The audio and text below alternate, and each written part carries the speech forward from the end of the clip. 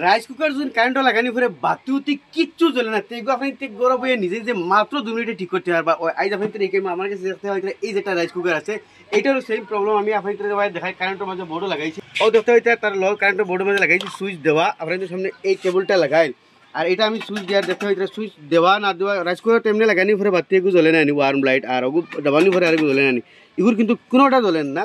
তো এইরকম যদি আপনি তো রাইস কুকার হোক, যে কোনো ধরনের রাইস কুকার হোক, মানে যদি কারেন্ট লাগানি পরে বাতিতে কিচ্ছু জ্বলে না, তো এগুলো সিম্পল মাত্র 2 মিনিটে কিচ্ছু লাগাই লাগতো না, ওখানে করে নিজেরই ঠিক করতে পারবা। তো ওখানে দেখাই সারা আমি রাইস কুকারটা উল্টাই নিলাম, উল্টে এটা করে একটা নাট আছে এটা খুলবো। তো দেখতে হইতে এটার এর মাঝে একটা নাট আছে, কোনো নাট অন্য 3টা থাকে, তো আমি নাটগুলো আপনার খুলি এর বাদে এইগুলো তো মাত্র এক নাটালা হইলে আপনি তো খড়ে দিয়ে স্ক্রুড্রাইভার খেজা মারবা, আপনি তো ও দেখেন খুলিয়ে আইজার। আর 3 নাটালা হইলে তো আর 3 নাট খুললে অটোমেটিকলি বার হয়ে গেলো। তো ও দেখো আমি এটা খুলে লইছি, এটা আমি খুলছি আর এটার বেমার হয়তো সামনে বড় গেছে। দেখতে হইতে এই যেটা তার কেবল দেখতে হইতে এই দেখতে হইতে তার যেটা মেইন লাল কেবল আছে এই তার কানেকশন থেকে ডাইরেক্ট কেবলটা সিঁড়িয়ে আই গেছে। আর হইতে যে আমি কইলাম রাইস কুকারের জন্য আপনি বাতি উঠতে কিচ্ছু চলে না, তো সিম্পলি মার হইল কি কারণে প্রত্যেক রাইস কুকারের মাঝে ইনে একটা ফিউজ থাকে, ও মেইন লাইন ওন থেকে আই লাইন দুই গেছে, ইনতে একটা সিঁড়া ও তো হয়ে গেছে আইছে আর ও আর গেছে আইছে তার আর্থিং ছাড়ো। তো এই গ্যাসের মাঝে একটা ফিউজ থাকে দেখতে হইতে এইখানের মাঝে একটা ফিউজ আমি ওখানে দেখাই।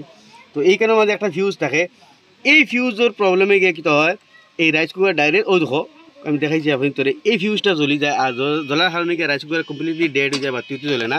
তো আপনি তোর যদি ইগোর তক্সা হয়েছে জ্বলছে গতিকে এগুলো জ্বলেন না।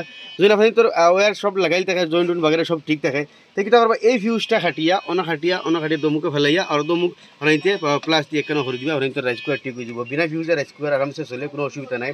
বেশি অংশ কিন্তু এই রাইস কুকারের এই ফিউজের প্রবলেম। এখন এটার মাঝে আমি এই জয়েন্টটা খালি দিলেইমু আর এইটার যেটা প্রবলেম আছে সলভ হয়ে যাব। ওয়ারটা পুরো বাটি লাগে, তো ওয়ার আছে আর একটা আমি জয়েন দিমু। তো ওয়ার একটা আমি চুলাই নাই এই ক্লিপটা আর জ্বলছে আর এটা এখন ধরলাও এই ক্লিপটাও বদলাই যায়, তো না বদলাইও ওইতে পারে। দেখিছেন যদি এটা খাম মানে এই কভারটা গিলে গেল, তো এটার মাঝে বদলাইন লাগতো না অবশ্য। এই যেটা নাট আছে ওন থেকে তার গড়িতে জয়েন ছুটিছে না, যাতে এটা গড়িতে জয়েন ছুটিছে। তো এই নাটটা খুলিয়ে আমি ওন থেকে ওয়ার আর একটা জয়েন দিলাইমু।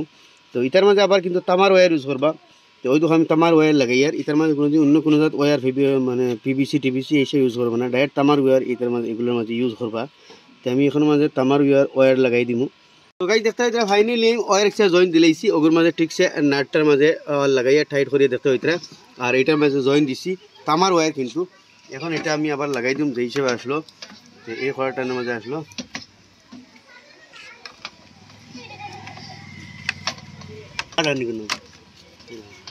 তো এটা আবার নাট হানো আসলো, ওদিকে নাট আসলো তার ওয়ার মাঝে দিয়ে ফর্ম ফেলাইবা আর সাইড মুখে আনিয়ে লাগাইবা। তো ওই গেছি আমি ফাইনালি ওয়ার লাগাই দিলাম। এখন আমি তো সামনে ওয়ারটা লাগাই। এখন যদি তার ফিউজ বালা থাকে তো বিন্দাস বাতি হইতে জ্বলবো। তো সামনে আমি লাগাই বোর্ডের মধ্যে সুইচ দিলাম, তো দেখি এই দেখো বাতি আই গেছে, কিন্তু এখান থেকে দেখাও ওই ধর বাতি জ্বলে। এখন এটা যদি মারি তাহলে লেট বাতি জ্বলবে ধরাইন।